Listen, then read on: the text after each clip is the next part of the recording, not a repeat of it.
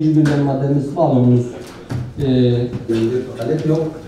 Sizlerden Koruma Bölge Kurulu'nun 06.06.2024 tarih ve 80 olduğuna karar verilmiştir. Ancak söz konusu olan değişikliğinin 2863 sayılı kültür gündeme alınmasını oylarınıza sunuyor. Kabul edenler kabul edilmiştir. Depremde şehrimiz enkaza döndü. Umudumuzu yitirdiğimizde hiç mesafe alamayız.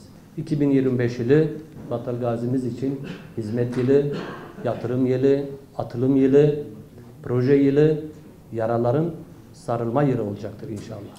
Bugüne kadar hükümetimizin büyük özverisi, gayreti, bizlerin buradaki yereldeki desteği sayesinde deprem yaralarımızı büyük oranda sarmış durumdayız.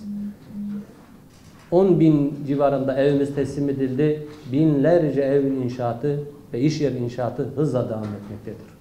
Taştepe, Şehit Fevzi, Selçuklu, Göztepe, Tandoğan, Yıldıztepe, Çöşnük, Zafer, bu alanlardaki inşaatların tamamı başlamış durumda arkadaşlar.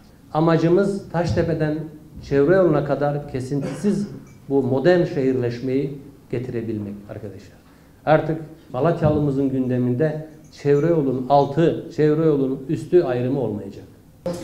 İnşallah bir aracı daha, iş makinesini filonumuza katarak hizmetin daha sık.